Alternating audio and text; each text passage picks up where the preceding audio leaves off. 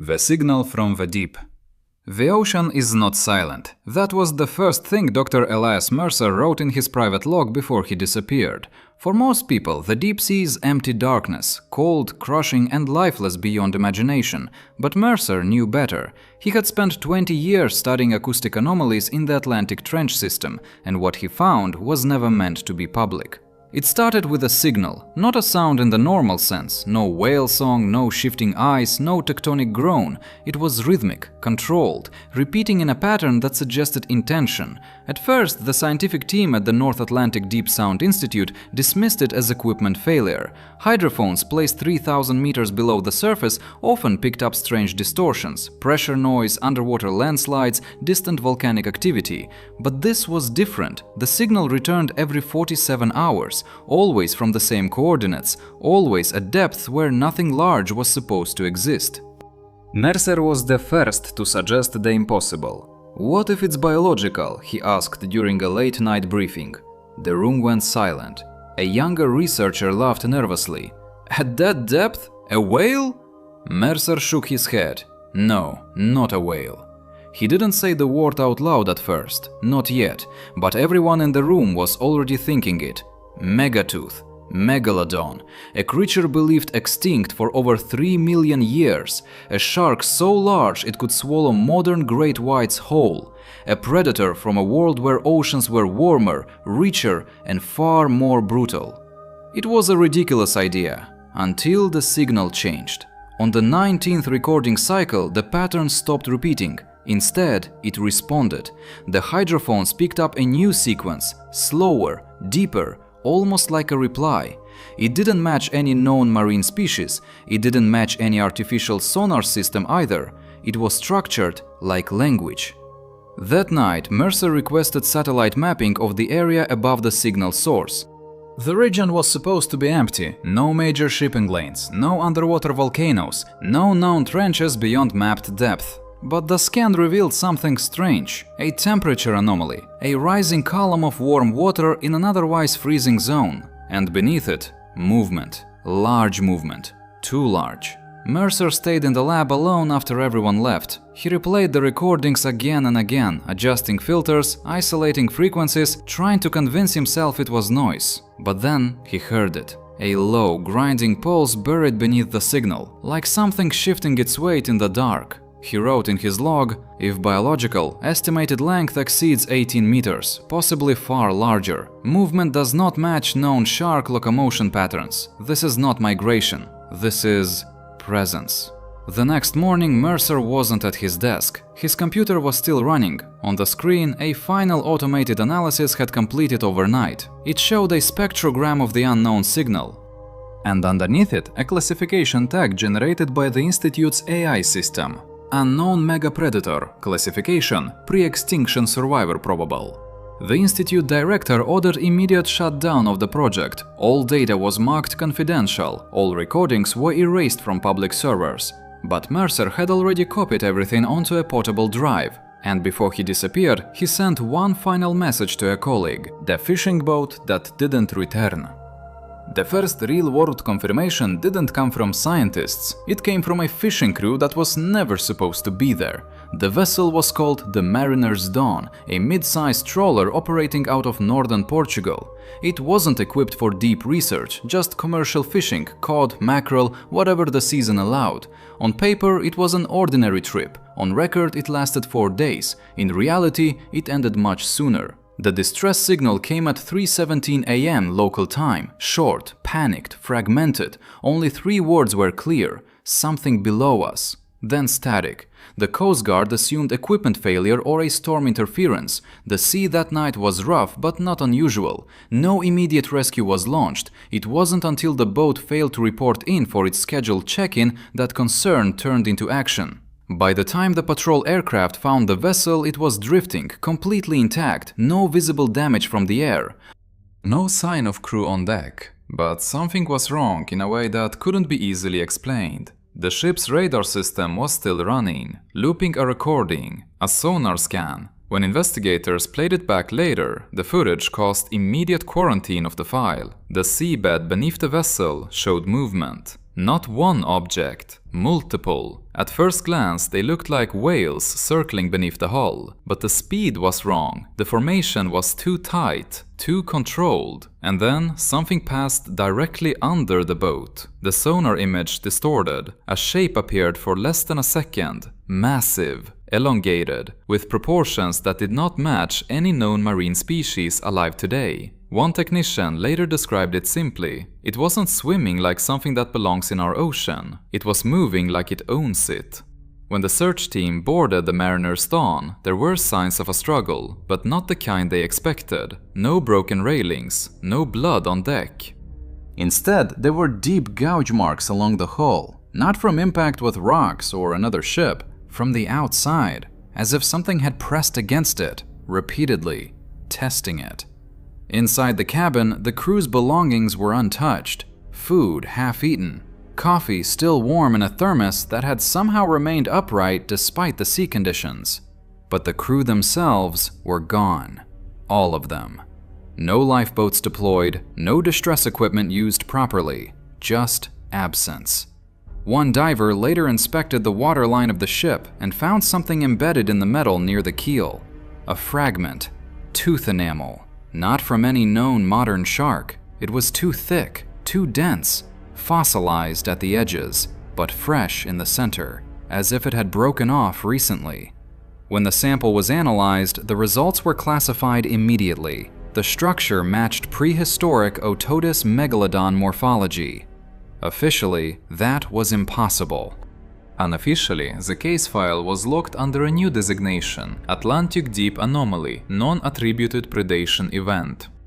That night, one of the rescue team members wrote a personal note before resigning. "We didn't lose a fishing boat. We found proof something is still down there, and it's learning what we are." Far beneath the drifting hull of the Mariner's Dawn, the ocean remained still, but the hydrophones installed nearby, left running by Mercer's abandoned project, picked up something new, a slow pulse, closer than before, much closer. The submarine contact event. After the disappearance of the Mariner's Dawn, the Atlantic monitoring network was quietly expanded. Officially, it was for tectonic stability research.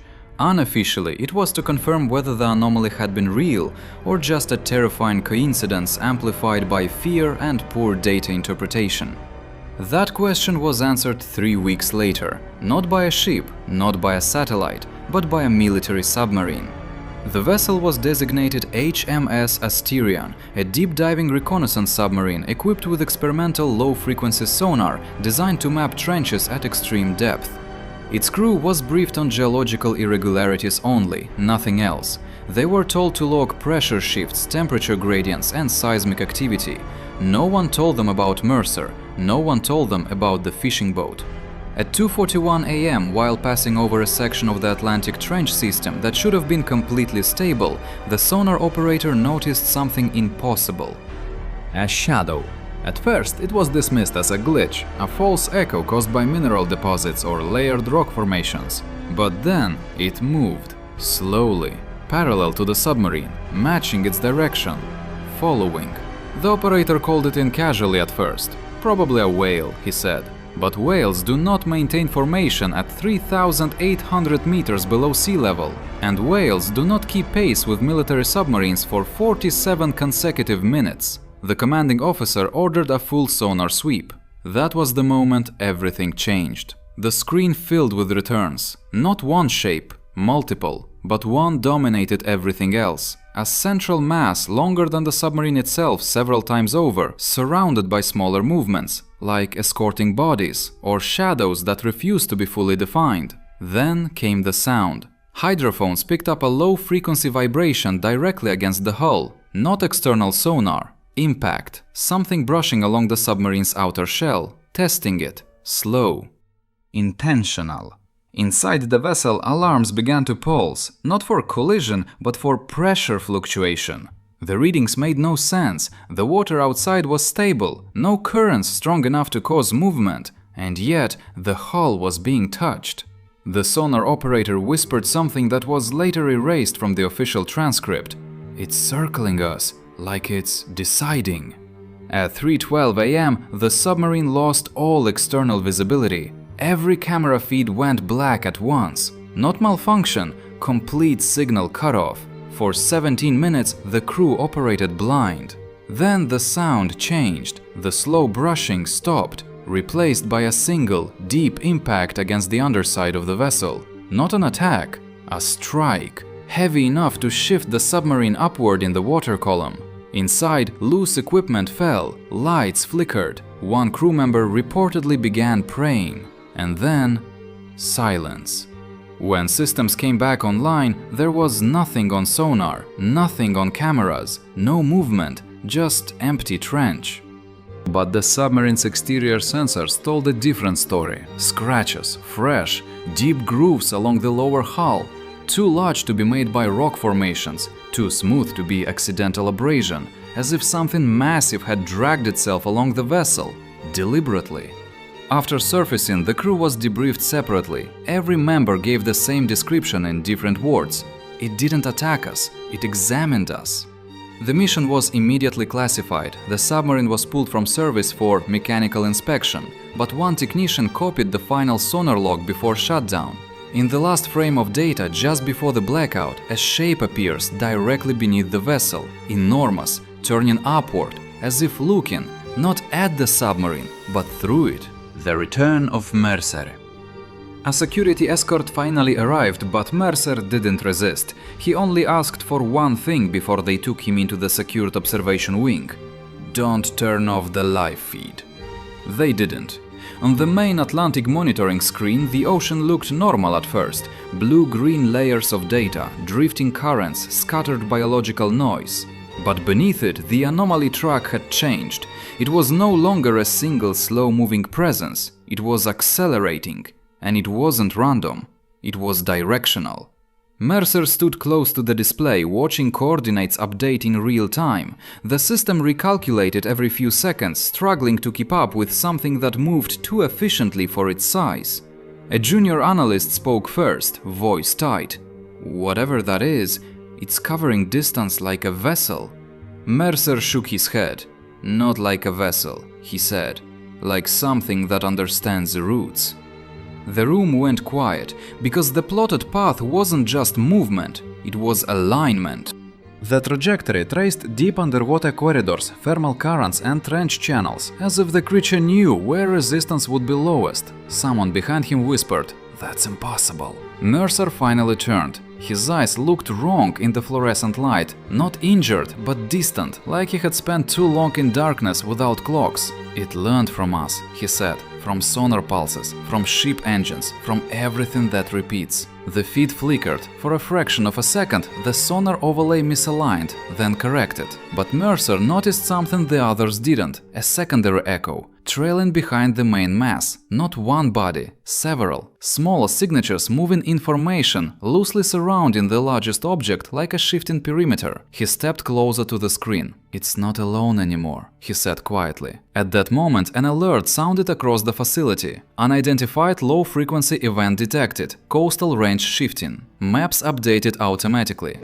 The projection line extended toward populated coastline zones, ports, shipping lanes, undersea cables, human infrastructure. The room erupted into rapid calculations, emergency discussions, system overrides. But Mercer didn't move. He was staring at something else. A playback window had opened from archived hydrophone data, older recordings, pulled automatically by the system's anomaly matching AI. The same pulse pattern as before, but now it was embedded in a larger rhythm, a structured sequence, almost like communication layered inside movement. Mercer spoke again, quieter this time. "It isn't hunting randomly, it's testing response times." A senior officer snapped. "Response to what?" Mercer hesitated, then answered. "To pressure."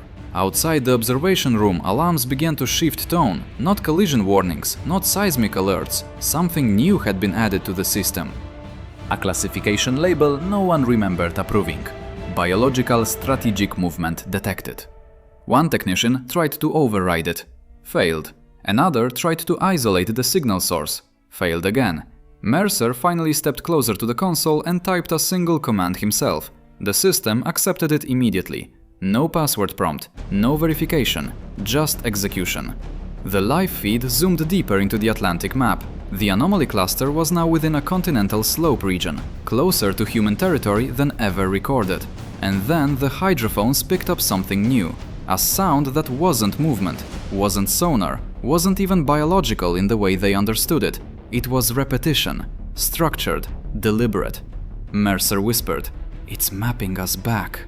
The lights in the facility dimmed for a moment as backup systems engaged, and in that brief darkness, every screen showed the same final frame. A massive shape beneath the ocean floor boundary layer. Stopped. Not moving. Not hunting. Waiting. The breach of the surface. No one slept after the alert. The Atlantic monitoring facility had turned into a controlled panic. Screens flashing updates, sonar grids collapsing and rebuilding, operators arguing over interpretations that changed every minute. But Mercer was no longer reacting like the others. He was listening. At 4:03 a.m., every hydrophone across the network registered the same anomaly. Silence. Not the absence of sound, but a synchronized absence, as if the entire monitored region had been paused. Then came the pulse. One, deep, clean, followed by another, and another. Mercer stepped closer to the main display. "That's not random," he said. "That's a countdown." A technician turned sharply. "A countdown to what?" Mercer didn't answer immediately. His eyes were fixed on the shifting map. The anomaly cluster had stopped moving offshore. It was rising, slowly, vertically, directly towards the surface. Emergency models updated in real time. The system attempted to predict emergence depth, but every calculation returned the same error. Unknown warning, size exceeds model limit. Then came the first physical sign. Off the coast of a remote Atlantic shipping corridor, buoys began transmitting irregular data. Temperature spikes, pressure distortions, electromagnetic interference. One buoy stopped transmitting entirely, then another. A cargo vessel in the region sent a brief distress update. Sea is changing shape. That was the last coherent message received. On the facility screen, satellite overlays flickered, and then something appeared that had never been recorded before in modern oceanography. A shadow breaking the boundary between deep water and mid-ocean currents. Not surfacing quickly, not breaching violently, rising as if the ocean itself was lifting to accommodate it. Mercer's voice was barely audible. "It's not coming up like a shark." The senior analyst beside him asked, "Then how is it coming up?" Mercer replied, "Like something that never stopped being here." The hydrophones went wild, not with chaos, but with structure, a repeating pattern now stronger than ever, echoing through every channel simultaneously. It wasn't just sound underwater anymore, it was resonating through infrastructure, ships, cables, even monitoring stations. Then the surface broke, not in one place, in several, far apart yet perfectly synchronized. The ocean didn't explode upward, it opened, like pressure releasing from something far too large to remain contained. The first confirmed visual came from a naval reconnaissance drone stationed miles away. At the edge of the frame, a shape, enormous, dark, moving just beneath the surface but now visible through water displaced by its sheer mass. The size estimate auto-generated by the system immediately failed and shut itself down. Manual estimation attempts were disabled seconds later. Mercer watched without blinking. "It learned the boundary," he said quietly. "Deep water, mid-water, surface." A technician shouted, "That's not possible! Nothing that large can…" The screen glitched. When it stabilized, the image had changed. The shape was no longer just below the surface, it was partially above it. A portion of something ancient, armored in texture like fossilized muscle and layered bone density, but still alive, still moving. And around it, smaller movements again, more than before. No longer just shadows, but coordinated presence. The ocean near the breach zone began to behave unnaturally, currents reversing, waves flattening, then rising in controlled patterns as if responding to pressure from below. Mercer finally spoke the thought no one else wanted to say. "It isn't returning," he paused. "It's arriving." A final alarm triggered across all systems, not from sensors, not from satellites, but from an autonomous deep network model that had been running silently since the original Mercer project. It displayed a single classification, Species status not extinct. Threat model global ecological repositioning event. Then the feed cut out. Every screen went black for exactly 7 seconds. When they returned, there was only ocean. Calm. Too calm. And somewhere far beneath it, something vast continued moving, no longer hidden, no longer avoiding detection, but no longer needing to reveal itself fully either, because it had already been seen, and it had already adapted. Mercer looked at the dark screens and said the last recorded words attributed to him. We didn't find a monster in the deep ocean. A pause. We found proof it never left.